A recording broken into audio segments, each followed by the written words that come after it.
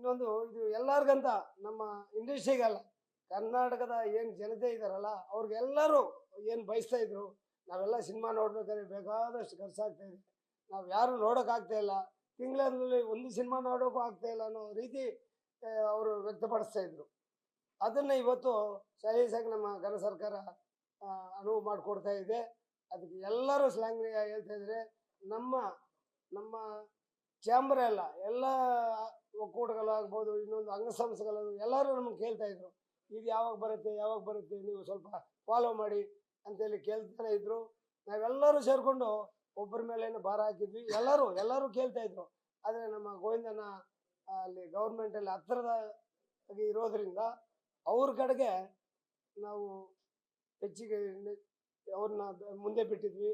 ಅವರು ಕೇಳ್ದಾಗಲ್ಲ ಈಗಾಗಾಯ್ತು ಅಂತ ಹೋಗಿ ಬರ್ತಾನೆ ಇದೆ. ಅಷ್ಟು ಕೊನೆಗೆ ಇಲ್ಲಿ ಒಳ್ಳೆ ಸುದ್ದಿ ಬಂದಿದೆ. ನಾವು ಮೊದಲನೇದಾಗ ಅವ್ರಿಗೆ